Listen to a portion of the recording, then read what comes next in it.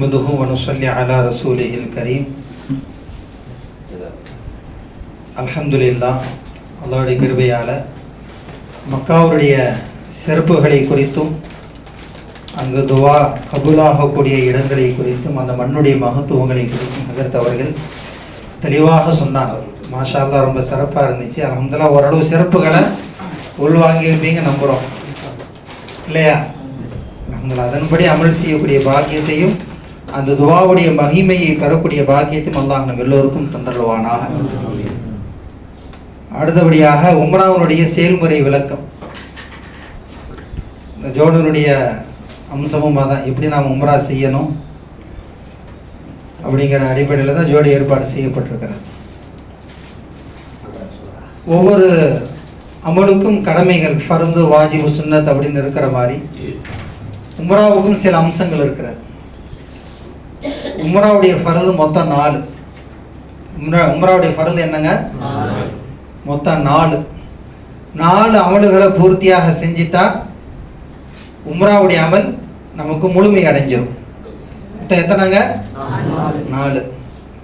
முதலாவது இஹ்ராம் கட்டி நியத்து வைத்தல். முதலாவது இஹ்ராம் கட்டி நியத்து வைத்தல். இரண்டாவது காபத்துல்லாவை தவாஃப் செய்தல். தவாஃப் அப்படிங்கிறது 7 சுத்து. காபத்துல்லாவை 7 சுத்து சுத்துவது ஒரு தவாஃப். காபத்துல்லாவை தவாஃப் செய்தல். மூன்றாவது சஃபாவிற்கும் மர்வாவிற்கும் தொங்கோட்டம் ஓடுதல், சஹி செய்தல் அப்படின்னு சொல்லுவாங்க அரபியில். சஃபாவிற்கும் மர்வாவிற்கும் இடையிலே ஓடுதல், இது மூன்றாவது. நான்காவது ஆண்கள் மொட்டை அடித்துக் கொள்ளுதல், பெண்கள் தன்னுடைய சுண்டு விரலில் முடியினுடைய கடைசியில் ஒரு பகுதி சுற்றி ஒரு சுத்தி வெட்டி கொள்ளுதல். இந்த 4 செஞ்சு முடிச்சுட்டா உம்ராவுடைய அமல் முழுமையடைஞ்சிருது. இப்படி சலாம் கொடுத்துட்டா தொழுகம் முடிஞ்சிருதோ, அது மாதிரி முடியை வெட்டிட்டா, ஆண்கள் முடியை இறக்கிட்டா உம்ராவுடைய அமல் முடிஞ்சிருது. நம்ம எஹ்ராம்லேருந்து என்ன செஞ்சிருவோம்?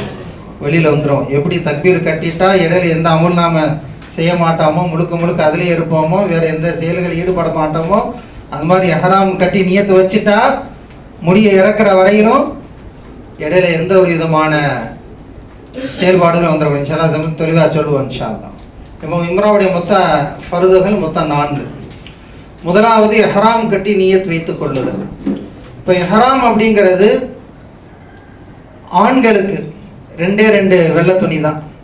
இடுப்பில் கட்டுறதுக்கு 1, மேலே போடுறதுக்கு 1. இது 2 மட்டும்தான் தைக்கப்படாத ஆடை.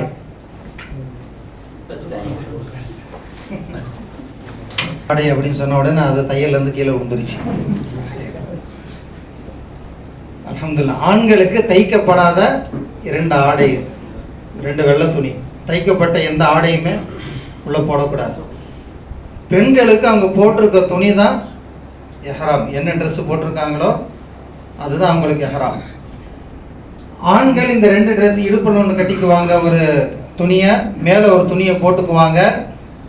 தலையை மறைக்கக்கூடாது. நம்ம கால் மேல் பாகம் மறைக்கிற மாதிரி செருப்பு அணியக்கூடாது. காலுடைய மேல் பாகம் மறைக்கிற மாதிரி செருப்பு அணியக்கூடாது. ஹவாய் செப்பல் மாதிரி போட்டுக்கலாம். முழுசாக மேலே மறைக்கிற மாதிரி செப்பல் போடுறாங்க இல்லையா, அது மாதிரி போடக்கூடாது. பெண்கள் எல்லாத்தையும் மறைச்சிக்கொள்ளணும். தன்னுடைய முகங்களை மறைக்கக்கூடாது, தன்னுடைய முகத்தை மறைக்கக்கூடாது, தன்னுடைய கைப்பகுதிகளை மறைக்கக்கூடாது. மற்ற எல்லா நேரங்களையும் நோஸ் பீஸ் போட்டுக்குவாங்க. ஆனால் எஹ்ராமுடைய நிலையில் பெண்கள் முகத்தை மறைக்கக்கூடாது, தன்னுடைய கைப்பகுதியை மறைக்கக்கூடாது, மணிக்கட்டு வரையும். இது எஹ்ராமுடைய சட்டம். அல்ஹம்துலில்லாஹ், இப்போ இங்கேருந்து நீங்கள் பெங்களூர் வழியாக போவீங்க. திருச்சியிலேருந்து பெங்களூரில் கொஞ்சம் வெயிட்டிங் இருக்கும். அங்கேருந்து நம்ம ஜித்தாவுக்கு போவோம். இன்ஷா அல்லாஹ் பெங்களூரில் இருந்து தான் எஹ்ராம் கட்டுற மாதிரி வரும். எங்கே நமக்கு அங்கே டைம் இருக்கிறதுனால நம்ம அங்கே போய் நாம் எஹ்ராம் கட்டி போகிற மாதிரி தான் இருக்கும். சரி, இப்போ நீங்கள் வீடுகள்லேருந்து கிளம்பும் போது எஹ்ராமுக்காக குளித்து கொள்வது சுன்னத்து. எஹ்ராமுக்காக குளித்து கொள்வது சுன்னத்து.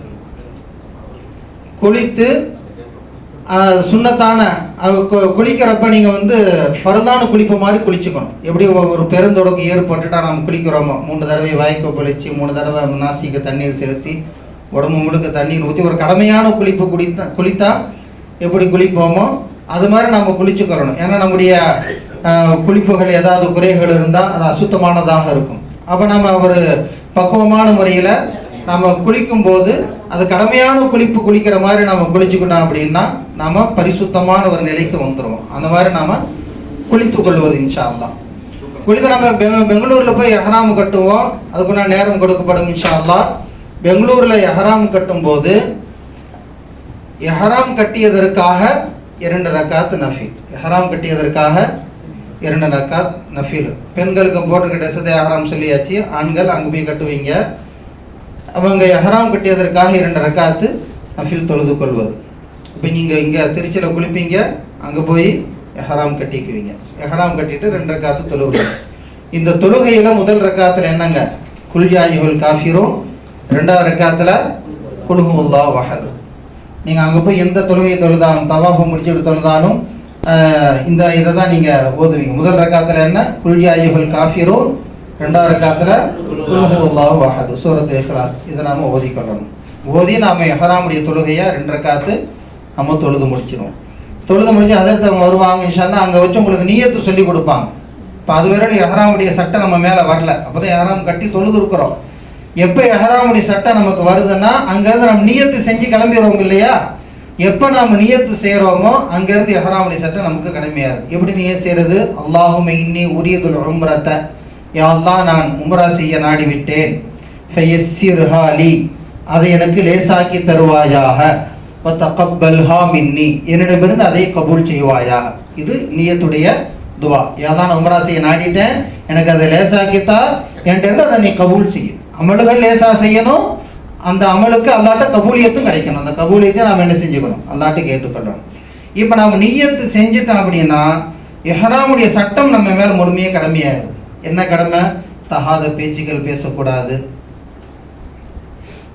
தேவையில்லாத கெட்ட வார்த்தைகள் பேசக்கூடாது, அதிகமான பேச்சுக்களை நாம் தவிர்த்து கொள்ளணும், அதிகமாக சிரிப்பதை விட்டு நாம் தவிர்த்து கொள்ளணும், கேலி பரிகாசம் கிண்டல் நெய்யாண்டி இவைகளை விட்டு நாம் தவிர்த்து கொள்ளணும், உலக பேச்சுக்களை விட்டு முழுக்க முழுக்க நாம் தவிர்த்து கொள்ளணும். நம்முடைய உடம்பில் இருக்கக்கூடிய முடிகளை பீப்பதோ, நம்முடைய உடலில் இருக்கக்கூடிய நகங்களை பீப்பதோ ஒருபோதும் கூடாது.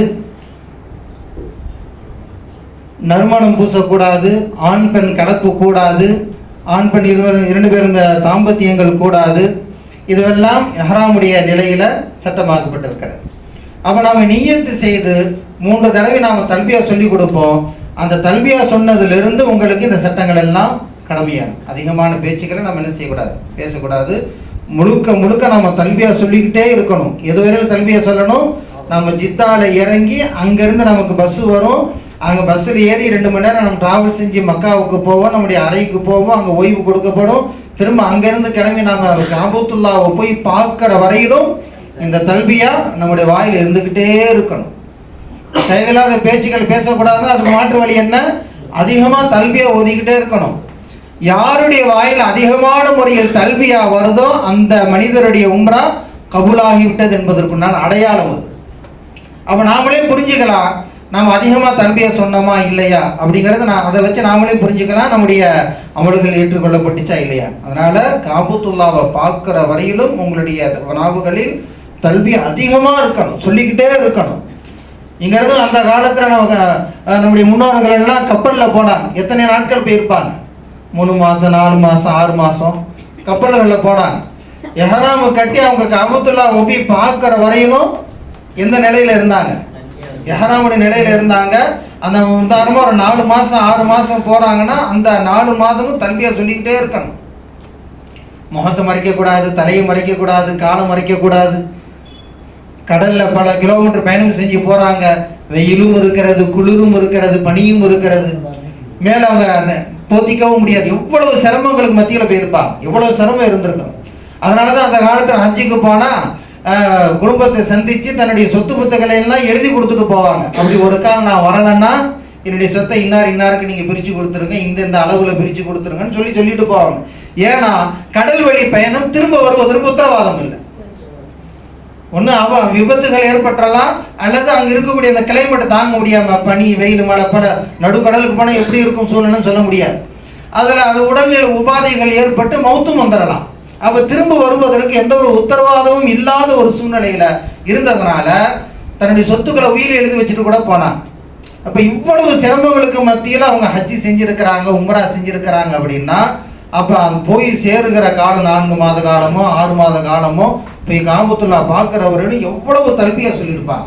ஆனா இன்னைக்கு நாம தல்பியா சொல்றதுக்கு திருச்சியிலேருந்து பெங்களூருக்கு போனால் ஒரு 1 மணி நேரம் ஆகுது, 1.25 மணி நேரம். அங்கே நீங்கள் கொஞ்ச நேரம் ஒரு 5 மணி நேரம் 6 மணி நேரம் வெயிட்டிங் இருக்கும். அங்கேருந்து நீங்கள் ஃப்ளைட் ஏறினா ஒரு 4.5 மணி நேரத்தில் அல்லது அதிகபட்சம் 5 மணி நேரத்தில் எங்கே போய் இறங்கிடுவீங்க, ஜித்தாவில் போய் இறங்கிடுவீங்க. அங்கே ஒரு 1/2 மணி நேரம் அந்த செக்கப்பு நம்ம லக்கேஜ் எடுக்கிறது ஒரு 3/4 மணி நேரம் வச்சுக்கிட்டா வெளியில் பஸ்ஸு வரும். பஸ்ஸில் ஏறி போனால் ஒரு 2லேருந்து 2.5 மணி நேரம் நம்ம இது மக்காவுக்கு போயிடுவோம். இதெல்லாம் நம்ம கணக்கு பண்ணால் அதிகபட்சமாக நம்ம காலையில் இங்கே இருந்து கிளம்பி நைட்டில் எங்கே போயிடுவோம், காலையில் கிளம்பி நைட்டில் காபத்துல்லா போய் பார்த்துருவோம். இன்ஷா அல்லாஹ் காபத்துல்லா போய் பார்த்துருவோம். ஒரு நாள் கூட முழுசா இல்லை, ஒரு 24 மணி நேரம் கூட என்ன இல்லை, முழுசா இல்லை. ஆனால் அதிகமாக தல்பியா சொல்றதுல நம்ம என்ன இருக்கும், ரொம்ப சரிவு காட்டுவோம். பல இடங்களை பார்க்குறோம், பல தடவை போகிறப்ப ஹாஜிகிட்ட சொல்றது அதுதான். பேச்சுக்கள் நம்ம எங்கே வேணாலும் பேசலாம், பேச்சுக்களை நம்ம எந்த செய்திகளை எப்படி வேணாலும் நம்ம பேசலாம். அங்கே உட்காந்து ஃப்ளைட்டில் உட்காந்துக்கிட்டு பக்கத்து சீட்டில் உட்காந்துருக்கிட்ட ஏதாவது பேசிக்கிட்டே வர்றது, ஹராமுடைய நிலையில் இருப்பாங்க, நியத்து வச்சிருக்கிறோம் அப்படிங்கிற சிந்தனை இல்லாமல் பேசிக்கிட்டே வந்தா அந்த அமல்கள் என்ன இருக்காது, ஒளிமையும் இருக்காது, அமல்களில் ஒரு தூய்மை இருக்காது, பரக்கத்து இல்லாமல் போயிடும். அதனால நம்ம போய் காபத்துல்லாவை பார்த்து சந்தித்து துவா செய்கிற வரையிலும் நம்முடைய நாவுகளில் தல்பியா இருந்துகிட்டே இருக்கும். தேவையான பேச்சு பேசி ஆகமான பேச்சுகள் ஒரு நிர்பந்த சூழ்நிலை தப்பு கிடையாது. ஆனால் நம்முடைய சிந்தனை முழுக்க முழுக்க எதில் இருக்கணும், தல்பியால் இருக்கணும். அப்போ நம்ம இஹ்ராம் கட்டி நியத்து செய்து காபத்துல்லா பார்க்குற வரையிலும் தொடர்ந்து நம்ம தல்பியாலே இருக்கணும். அவங்க போய் நீங்கள் ரூமில் இறங்குவீங்க, உங்களுக்கும் சில நேரம் கொடுப்பாங்க, ஒரு 1/2 மணி நேரமோ 1 மணி நேரமோ சுய தேவைகளை பூர்த்தி செய்து கொள்வதற்கு நேரம் கொடுப்பாங்க.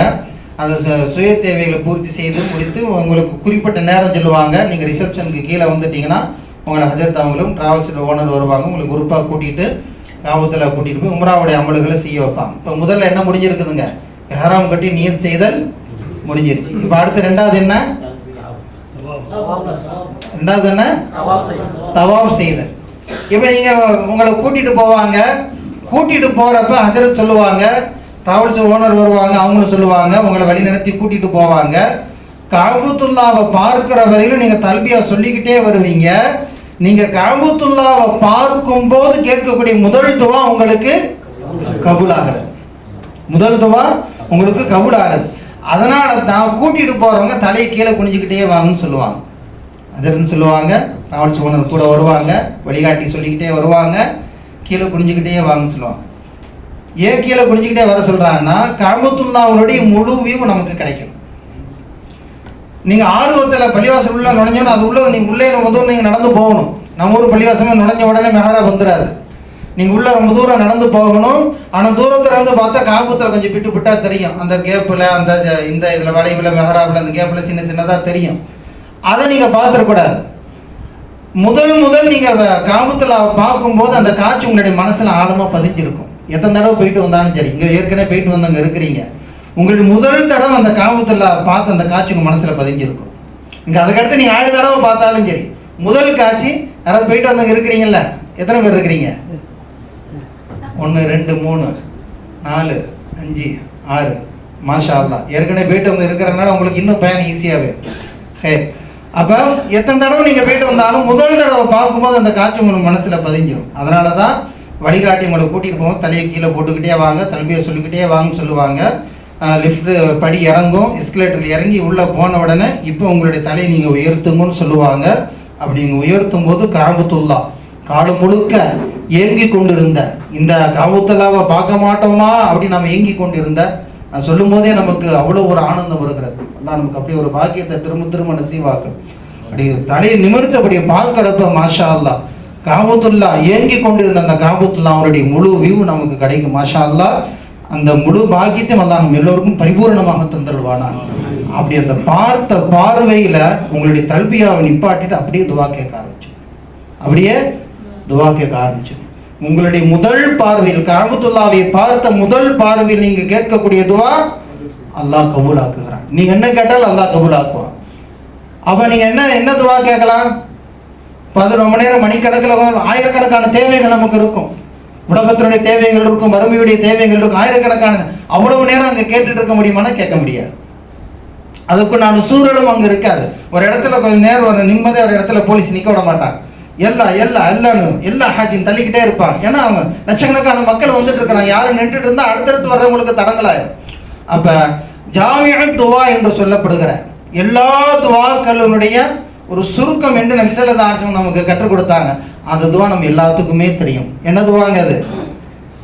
ரப்பனா ஆத்தினா ஃபித் துன்யா ஹஸனத்தன் வ ஃபில் ஆখিরাতি ஹஸனத்தன் வ கினா அஸாபன்னார். இந்த துவா குர்ஆனில் வரக்கூடிய துவா. நபி ஸல்லல்லாஹு அலைஹி வஸல்லம் வாங்க இந்த துவாவை ஜாமிஉத் துவான்னு சொன்னாங்க. நீங்க உலகம் அழிகிற வரையிலும் கேட்கக்கூடிய எல்லா துவாக்களுடைய ஒட்டுமொத்த சுருக்கம் தான் இந்த துவா.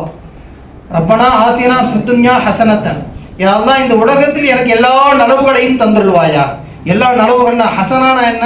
நல்ல வாழ்க்கை, நல்ல மனைவி, நல்ல பிள்ளைகள், நல்ல குடும்பம், நல்ல வசிக்கக்கூடிய வீடு, எல்லா வசதிகளும் எல்லா ஆரோக்கியமும் இதில் உள்ள அடங்கிடும். வஃபில் ஆখিরাতি ஹஸனத்தன், மறுமையினுடைய எல்லா நலவுகளையும் தருவாயா. மறுமையில கேள்வி கணக்கு லேசாக்குவது, நபியுடைய ஷஃபாத்து கிடைப்பது, மறுமையில சொர்க்கம் கிடைப்பது, அல்லாஹ்வுடைய பொருத்தம் கிடைப்பது எல்லாம் இந்த ஹசனத்தில் உள்ள வந்துடும். மறுமையில் எல்லா நலவுகளையும் தருவாயாக. வகினா அஸாபன்னார், நரகத்தினுடைய நெருப்பை விட்டும் எங்களை பாதுகாப்பாயா. உலகத்துடைய எல்லா நலவுகளும் உள்ளடங்கிறது, மறுமையினுடைய எல்லா நன்மைகளும் உள்ளடங்கிறது, நரகத்தை விட்டும் பாதுகாப்பு கிடைச்சிருது இந்த துவா கேட்டா. அதனால முதல் பார்வையில நீங்க என்ன செய்யுங்க, இந்த துவாவை கேளுங்க அப்படின்னு சொல்லி தஃப்சீர் பெருமக்கள் நமக்கு சொல்லி தருகிறார்கள். நபி ஸல்லல்லாஹு அலைஹி வஸல்லம் இந்த துவாவை நமக்கு அழகான முறையில் கற்றுக் கொடுத்துருக்கிறார். குர்ஆனில் வரக்கூடிய துவாவும் கூட. அதனால முதல் பார்வையில நீங்க இது மட்டுமல்ல, உங்களுடைய தேவைகளை கேளுங்க. ஆனா இந்த துவாவை முதல் பார்வையில நீங்க அவசியம் கேளுங்க. அவசியம் இந்த துவாவை கேளுங்க. அல்லாஹ் உங்களுடைய துவா கபூல் செய்வான். அந்த காபத்துல பார்த்த உடனே ஒரு சின்ன ஒரு நிமிஷம் 2 நிமிஷத்துல நடக்கிறது தான் இதெல்லாம். அந்த துவா கேட்டு முடிச்சவொடனே இப்போ அங்கிருந்து உங்களுக்கு 2வது அமல் ஸ்டார்ட் ஆகுது. என்ன அமலுங்க? தவாஃப் செய்வது.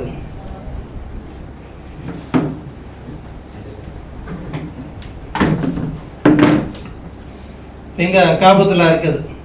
இங்க இந்த பச்சை கலர் லைட்டு போட்டுருக்கு பாத்தீங்களா? இது நேரம் ஹஜ்ருல் அஸ்வத் கல் இருக்கு பாருங்க. இதான் ஹஜ்ருல் அஸ்வத் கல் வெளியா இருக்குதா? இங்கதான் தவாஃபினுடைய சுத்தம் ஆரம்பமாகும். இப்போ உங்களுக்கு கூட்டிட்டு போகக்கூடிய ஹஜரத் அவர்கள் வருவாங்க, வழிகாட்டி வருவாங்க. கரெக்டாக இந்த ஹஜ்ருல் அஸ்வத் கல்லுக்கு நேராக நின்று உங்களுக்கு நியத்து சொல்லி கொடுப்பாங்க. தவாஃபுடைய நியத்து சொல்லி கொடுப்பாங்க. அல்லாஹும்ம இன்னி உரீது தவாஃப, யா அல்லாஹ் நான் தவாஃப் செய்ய நாடி விட்டேன். ஃபயஸ்ஸிருஹு லி, எனக்கு அதை லேசாக்குவாயாக. வ தகப்பல்ஹு மின்னி, என்னிடமிருந்து அதை கபூல் செய்வாயாக. அப்படி நியத்தை வழிகாட்டி ஹஜரத் அவர்கள் சொல்லி கொடுப்பாங்க இந்த இடத்துல வச்சு. இப்போ இங்கிருந்து தான் முதல் சுத்தம் ஆரம்பமாகும். இங்கிருந்து தான் முதல் சுத்தம். வலது பக்கத்துலேருந்து அப்படி சுத்தம், இடது பக்கத்துலேருந்து அப்படி சுத்தம். இந்த ஹஜ்ருல் அஸ்வத் கல்லுலேருந்து நீங்கள் ஆரம்பித்தா கதவு இருக்கிற திசையை நோக்கி தான் உங்களுடைய முதல் சுத்து போகும். கதவு இந்த ஹத்திம் அரை வெட்டம் இருக்குது பார்த்தீங்களா, இதை சுற்றி தான் முதல் சுத்து போகும். இப்படி நீங்கள் நியத்து செஞ்சு சுத்த ஆரம்பிக்கிறப்ப தவாஃபுனுடைய எல்லா சுத்துக்களிலும் 3வது துவா ஓதிக்கொள்வது, 3வது கலிமா ஓதிக்கொள்வது ஆக சிறந்தது. அல்லாஹ்வை புகழக்கூடிய வார்த்தைகள். சுப்ஹானல்லாஹி வல்ஹம்துலில்லாஹ் வலா இலாஹ இல்லல்லாஹ் வல்லாஹு அக்பர் வலா ஹவ்ல வலா குவத்த இல்லா பில்லாஹில் அலியில் அதீம் அப்படிங்கிற அந்த 3வது துவாவை, 3வது கலிமாவை ஓதிக்கொள்வது. இப்போ ஓதுவோம். குறிப்பாக அதற்கு அவங்க பயானிலே சொன்னாங்க, இந்த முல்தஸிம் பகுதி, இந்த கதவு பகுதி வர்றப்ப என்ன சொன்னாங்க ஞாபகம் இருக்குதா? கதவு பகுதி வர்றப்ப என்ன துவா கேட்க சொன்னாங்க? கல்விக்காக துவா செய்ய சொன்னாங்க. சிறந்த அறிவு ஞானத்துக்காக துவா செய்யுங்கன்னு சொன்னாங்க. அப்படித்தானே அது? நான் தவறா சொல்லிடக்கூடாது. நல்ல ஒழுக்கத்துக்காக, கல்விக்காக, சிறந்த அறிவாற்றலுக்காக துவா செய்யுங்க அப்படின்னு சொன்னாங்க. அவ நாம நியத்து சொல்லி தவாஃப் ஆரம்பிச்ச உடனே 3வது கலிமா ஒரு தடவை சொல்லி, ஒரு தடவை சொல்றதுக்கு தான் நேரம் இருக்கும். அதுக்கடுத்து இந்த கதவு பகுதி வந்துடும், முல்தஸிம் பகுதி வந்துடும். நாம அந்த இடத்துல கல்விக்காக நாம துவா செய்யலாம். திரும்ப நாம 3ஆம் கலிமா சொல்லிக்கிட்டே வரணும். 3ஆம் கலிமா சொல்லி அல்லாஹ்வை புகழ்ந்துக்கிட்டே வரணும். கரெக்டாக இந்த ருக்னே யமானி, ஹஜ்ருல் அஸ்வத் கல்லுக்கு முந்தின மூலை விளங்குதா? ஆஜியில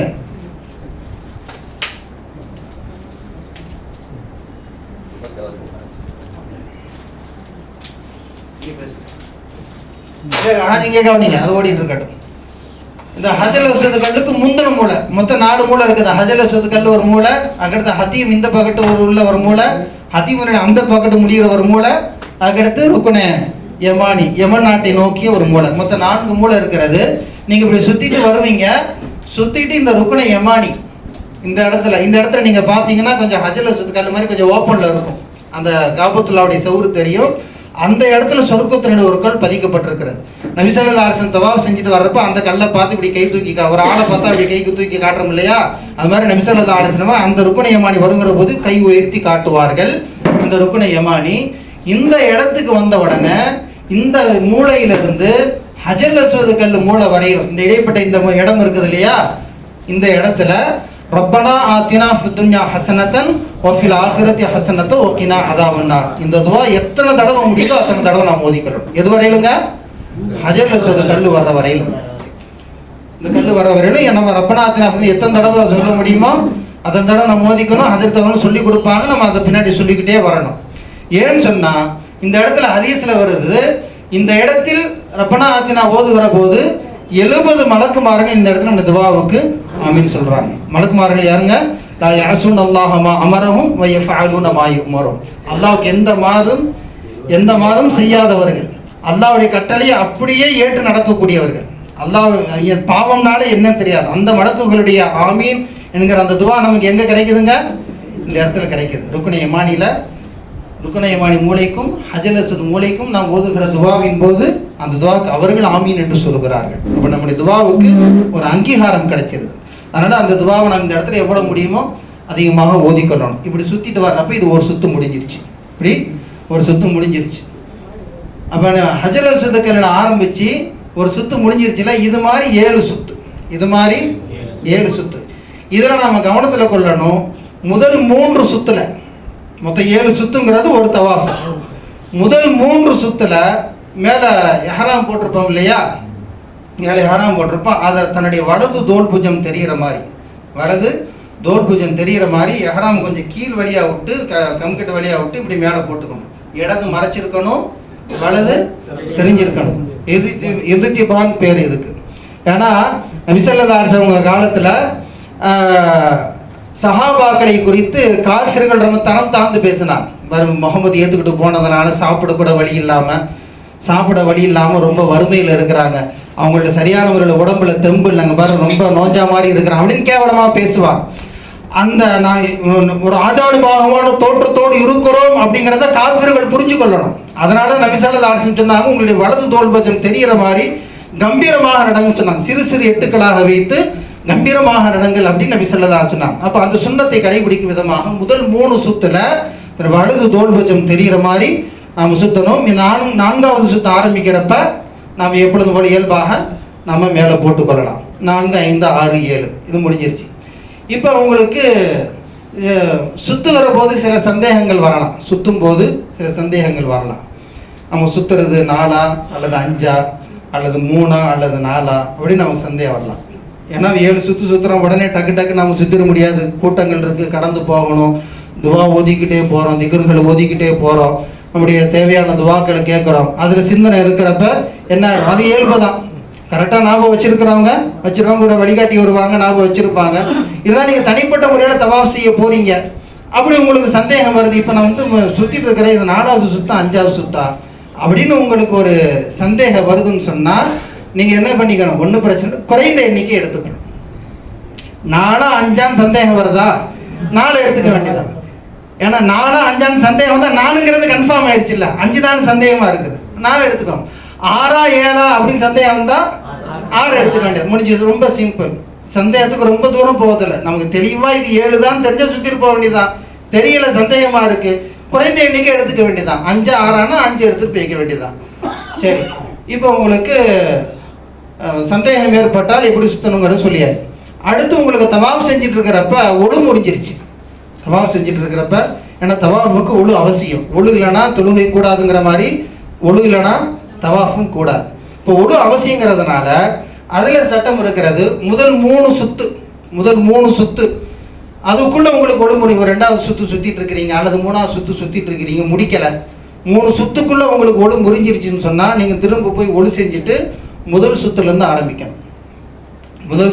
ஆரம்பிக்கணும். ஏற்கனவே நான் 2 சுற்றி இருக்கிறேனே, 1 சுற்றி இருக்கிறேனே, விட்டதுலேருந்து ஆரம்பிக்கலாமனா வேணாம். 3 சுத்துக்குள்ளே முடிஞ்சிட்டா முதல் சுற்றுலேருந்து ஆரம்பிக்கணும். ஒழு செஞ்சுட்டு வந்து 4, 5, 6, 7 இந்த சுத்துக்கள்ல உங்களுக்கு ஒழு முறியுதுன்னா நீங்கள் போய் ஒழு செஞ்சுட்டு விட்டதுலேருந்து சுற்ற ஆரம்பிக்கலாம். இப்போ 5வது சுற்றுல ஒழு முடிஞ்சிருச்சு, திரும்ப நீங்கள் வரீங்க, 4 ஏற்கனவே பூர்த்தியாச்சு, 5ல் தான் ஒழு முடிஞ்சிட்டு நீங்கள் 5லேருந்து ஆரம்பிச்சுக்கலாம். 5, 6, 7 முடிச்சுக்கலாம். இது ஒழு முறிந்தால் அந்த சமயத்தை நாம் செய்ய வேண்டிய சட்டங்கள். அது முதல்ல இது ஓரளவு விளங்கிடுங்க. இப்போ ஹஜ்ருல் அஸ்வதில் ஆரம்பித்து 7 சுற்று சுற்றி முடிச்சுட்டா தவாஃபுடைய அமல்கள் முடிஞ்சிருது. அது மட்டுமல்ல, தவாஃப் முடிஞ்ச உடனே மக்காம் இப்ராஹிமுக்கு பக்கத்தில் வத்தஹிது மின் மக்காமி இப்ராஹிம முசல்லா, தவாஃபுடைய வாஜிப் 2 ரக்காத், தவாஃபுடைய வாஜிப் 2 ரக்காத்து தொழுதுக்கிறோம். முடிஞ்ச அளவுக்கு இங்கே தொழுக முயற்சி பண்ணுவாங்க, ஆனால் பெரும்பாலும் வாய்ப்பு கிடைக்காது, ரொம்ப கூட்டமாக இருக்கிறதுனால. அதுக்கு நேராக உள்ள பகுதியில் அல்லது அது பக்கத்தில் எங்கேயாவது ஒரு பகுதியில் ஹஜ்ரத் வருவாங்க, அவங்க சொல்லுவாங்க. அவங்க சொல்கிற இடத்துல தவாஃபுடைய வாஜிப் 2 ரக்காத்து தொழுது கொள்ளணும். என்ன ஓதும்? முதல் ரக்காத்தில் குல்யாயில் காஃபிர், 2ஆம் ரக்காத்தில் குலுல்லாஹது. தொழுது முடிச்சுட்டு இந்த வாஜிபுடைய 2 ரக்காத்து தொழுது முடிச்சுட்டா உங்களுடைய தவாஃபுடைய அமல் முடிஞ்சிருச்சு. தவாஃபுடைய அமல் அல்ஹம்துலில்லாஹ் முடிஞ்சிருச்சு. 7 சுற்று சுற்றிறீங்க, இங்கே மக்காம் இப்ராஹிமில் தொழுவுறீங்க, சுற்றி முடிஞ்சிட்டு இப்போ நீங்கள் நேரம் எங்கே வருவீங்க? ஜம்சம் தண்ணி குடிக்கிறதுக்கு வருவீங்க. எங்கே வருவீங்க? ஜம்சம் தண்ணி குடிக்கிறதுக்கு வருவீங்க. ஏன்னா மக்கா தவாஃபுடைய அமல்களை முடிச்சுட்டு ஜம்சம் தண்ணி குடிக்கிறது ஒரு முக்கியமான ஒரு அமல். ஜம்சம் தண்ணி குடி அங்கே வருவீங்க. அப்படி நீங்கள் ஜம்சம் தண்ணி குடிக்கிறப்ப அந்த இடத்துல உங்களுக்கு ஒவ்வொரு இடத்துல 4 கேனாக வச்சுருப்பாங்க. அதில் 3 கேன் வந்து கோல்டுன்னு போட்டிருக்கோம், ஒரே ஒரு கேனில் தான் நாட் கோல்டுன்னு போட்டிருக்கும், மற்ற இதெல்லாம் குளிர்ந்த தண்ணி. இப்போ நீங்கள் போகக்கூடிய சீசனு ரொம்ப கொஞ்சம் பனி இருக்கக்கூடிய சீசன் தான். என்னாச்சு, போன மாதம் நீங்கள் போகிறப்ப குளிர் ஸ்டார்ட் ஆயிடுச்சுன்னு சொன்னீங்க. இப்போ ஒரு 2 வாரத்துக்கு முன்னாடி போயிட்டு வந்தாங்க. என்னது பனி இருந்துச்சா? வெடிச்சிருச்சா? தேசம் இப்போ தான் ஆரம்பிக்குது. நீங்கள் போகிறப்ப நல்லாவே குளிர் இருக்கும். போகக்கூடிய இடங்களில் அது ஒரு வேறு வகையான ஒரு ஊர், அங்கே உள்ள சூழ்நிலைகள் இருக்கிறது, சீதோசன நிலைகள் இருக்கிறது, அங்கே உள்ள புழுதி, மண், தண்ணி எல்லாம் முழுக்க மாறுபடுது. இப்போ சீதோசன நிலை, அங்கே உள்ள உணவு பழக்க வழக்கங்கள் எல்லாம் மாறுறதுனால அதுக்கு தோதும் நம்ம உடல் ஒத்துழைக்கணும். அப்போ நாம் தேவையில்லாமல் போய் நல்ல குளிர்ந்த நீர்னா நம்ம ஊர் மேலே நல்ல கூலிங்காக இருக்கும் தண்ணி. நீங்கள் பிடிச்சி பார்த்தா தெரியும், அவ்வளோ கூலிங். அதுக்குன்னு ஒரு தடவை குடிச்சு பார்த்துறேன், ஜெருத்துன்னு குடிச்சிடாதீங்க. நாட்கோடு இங்கே பாருங்கள், இது இருக்குது. 1ல் மட்டும் நாட்கோடுன்னு போட்டிருக்கோம். 1ல் மட்டும் அந்த தண்ணியை மட்டும் குடிங்க. ஏன்னா குளிர்ந்த தண்ணீரை நீங்கள் குடிச்சு உங்களுக்கு ஏதாவது உடம்புல ஒரு சளி பிடிச்சோ அல்லது காய்ச்சல் வந்தோ ஒரு 4 நாள் 5 நாள் உடம்பு சரியில்லாமல் அமல் செய்ய முடியாமல் போயிருச்சுன்னு சொன்னால் நீங்கள் அங்கே வந்து வருஷக்கணக்கில் இருக்க போகிறதில்ல. ஆமாம், அங்கே நீங்கள் என்ன செய்ய போகிறதில்ல, வருஷக்கணக்கில் இருக்க போகிறதில்ல. மக்கால் இருக்கிறது 8 நாள் அல்லது 9 நாள் தான் இருப்பீங்க. அப்போ இருக்கக்கூடிய நாட்களில் அமல்களை செய்கிறதுக்கு உடலில் வலிமையை தேடிக்கணும். அமல்களை செய்கிறதுக்கு உடம்புல வலிமையை தேடிக்கணும். நீங்கள் அந்த நேரத்தில் போய் கூலிங்கான தண்ணியை குடித்தா அது மூலமாக உபாதைகள் ஏற்பட்டால் வணக்க வழிபாடுகளில் குறைவு வந்துடும், அமல்கள் செய்ய முடியாமல் போயிடும். முடியல ஃபரில் மட்டும் தொழுதுட்டு வந்துடுவோம், கை காலெலாம் வலிக்குது, உடம்புலாம் ஒரு மாதிரி குதுன்னு வர்ற மாதிரி இருக்குன்னு படுத்துட்டா என்ன ஆயிரும், அமல்கள் வீணாக போயிடும். அதனால் குளிர்ந்த தண்ணியை குடிக்காமல் சாதா தண்ணியை குடிங்க. எவ்வளவு வேணாலும் குடிக்கலாம். சில பேர் சொல்லுவாங்க அதிகமாக குடிச்சுன்னா அடுத்து செய்ய வேண்டியது இருக்குது, 1க்கு 2 வந்துருச்சுன்னா அப்புறம் அந்த சிரமம் அமல்களை விட்டுட்டு ஓடுற மாதிரி ஆயிரும். நல்லா குடிங்க. நபி ஸல்லல்லாஹு அலைஹி வஸல்லம் சொன்னாங்க, ஒருவர் எந்த நோக்கத்திற்காக தண்ணீர் அந்த ஜம்சம் தண்ணீரை அருந்துகிறாரோ அவர் அந்த நோக்கத்தை பெற்று விடுவார் அப்படின்னு சொன்னாங்க. அதனால குடிக்கிறப்ப என்ன நியத்தில் குடிங்க, உடல் ஆரோக்கியத்தை குடியால இங்கே இருந்து அமல் செய்யும் காலம் எல்லாம் எந்த நோயினுடையும் ஏற்படாமல் பரிபூர்ணமான முறையில் பூர்த்தியாக அமல் செய்யக்கூடிய உடல் ஆற்றல் எனக்கு குடியால் தான் அந்த நியத்தில் குடிங்க. அந்த நியத்தில் குடிங்க. உலகத்திலேயே பசியை போக்கக்கூடிய ஒரு நீர்னு சொன்னால் அது ஜம்சம் தண்ணி தான். இந்த தண்ணி இப்போ எனக்கு கடுமையாக பசி இருக்குது, தண்ணி குடித்தா பசி அடங்குமான்னு அடங்காது. அதுக்கு ஏதாவது சாப்பிடணும். எவ்வளோ பசியாக இருந்தாலும் தண்ணி குடித்தா பசி அடங்காது, தாகம் தான் தீரும். ஆனால் ஜம்சம் தண்ணியை குடித்தா உங்களுடைய பசியையும் அது போக்கும், உங்களுடைய பசியையும் அது போக்கும் என்று நபி ஸல்லல்லாஹு அலைஹி வஸல்லம் அவர்கள் சொன்னார்கள். அதனால் நல்லா தண்ணி குடிங்க. குடிக்கிறப்ப அதுக்குன்னு நபி ஸல்லல்லாஹு அலைஹி வஸல்லம் துஆ சொல்லி கொடுத்தாங்க. அல்லாஹும்ம நஸ்அலுக இல்மன் நாஃபியா, யா அல்லாஹ் எனக்கு பிரயோஜனமான கல்வியை கொடுப்பாயாக, வ அமலன் சாலிஹா, சாலிஹான அமல் செய்யும் பாக்கியத்தை தருவாயாக, முத்தகப்பலா ஏற்றுக்கொள்ளப்படக்கூடிய அமல்களை செய்யக்கூடிய பாக்கியத்தை தருவாயாக, வ ஷிஃபா மின் குல்லிதா எல்லா நோய் நொடிகளிலிருந்தும் எனக்கு ஆரோக்கியத்தை தருவாயாக அப்படின்னு நபி ஸல்லல்லாஹு அலைஹி வஸல்லம் துவா சொல்லி அந்த ஜம்சம் தண்ணீரை குடித்திருக்கிறார்கள். அந்த துவா சொல்லி நாம் இன்ஷா அல்லாஹ் முடிஞ்ச அரபியில் ஓதுங்க, இல்லைனா தமிழில் ஓதலாம், தப்பு இல்லை. உடல் ஆரோக்கியத்தை கூடியாத, சிறந்த கல்வியை கூடியாதா, சாலிஹான அமல் செய்யும் பாக்கியத்தை கூடியாதான் சொல்லிட்டு நீங்கள் அந்த தண்ணியை குடிங்க. எஸ்டா என்ன துவா செய்யணுங்க? இங்கே இருக்கும் காலமெல்லாம் தாயகம் திரும்புகிற வரையிலும் எந்த ஒரு இடையூறும் இல்லாமல் உடல் ஆரோக்கியத்தோடு ஆற்றலோடு நல்ல அமல் செய்யணும் அப்படின்னு நீங்கள் துவா செய்யுங்க இன்ஷா அல்லாஹ். இப்போ ஜம்சம் தண்ணி குடிச்சு முடிச்சுட்டா தவாஃபுடைய அமல்கள் என்ன செஞ்சிருதுங்க? முடிஞ்சிருதா? எத்தனை முடிஞ்சிருக்கு? இப்போ 4ல் 2 முடிஞ்சிருக்கு. அல்ஹம்துலில்லாஹ். இப்போ 2 முடிஞ்சு. இப்போ ஜம்சம் தண்ணி குடிச்சு நேரம் எங்கே போவீங்க? சஃபா மருவா. சஃபா மருவா தொங்கோட்டம் ஓடுவது. இப்போ நீங்கள் சஃபாவுக்கு வந்துடுவீங்க. சஃபால இருந்து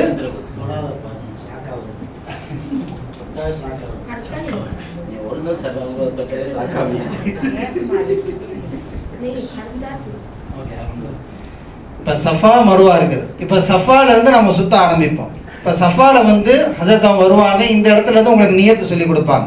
அல்லாஹும்ம இன்னி உரீது ஸஅய, யா அல்லாஹ் நான் சஇ செய்ய நாடி விட்டேன், ஃபயஸ்ஸிர்ஹு, அது எனக்கு லேசாக்கி தருவாயாக, வத்தகப்பல்ஹு மின்னி, என்னிடமிருந்து அதை கபூல் செய்வாயாக அப்படின்னு ஹஜரத் இந்த இடத்துல இருந்து நியத்து சொல்லி தருவாங்க. இங்கிருந்து நாம் சுத்த ஆரம்பிப்போம். இந்த சஃபா மருவா முழுக்க 4வது கலிமா ஓதிக்கொள்ளணும். மத்தாஃபில் என்ன ஓதணும்? 3வது கலிமா. சஈல 4வது கலிமா. லா இலாஹ இல்லல்லாஹ் வஹ்தஹு லா ஷரீக லஹு லஹுல் முல்கு வ லஹுல் ஹம்து யுஹ்யி வ யுமீத்து பியதிஹில் ஹைர் வ ஹுவ அலா குல்லி ஷைஇன் கதீர். இந்த 4வது கலிமாக தொடர்ந்து நம்ம எவ்வளவு அதிகமாக சொல்ல முடியுமோ சொல்லிக்கிட்டே இந்த சஃபா மருவாவுடைய தொங்கோட்டை ஓடணும். இப்போ சஃபால இருந்து மருவாவுக்கு வந்துட்டா ஒரு சுத்து, மருவால இருந்து திரும்ப சஃபாவுக்கு போயிட்டா 2, திரும்ப இங்கே 3, 4, 5, 6, 7 முடிச்சுட்டா அப்படியே நம்ம வெளியே வந்துடுவோம். அப்படியே நம்ம வெளியே வந்துடலாம்.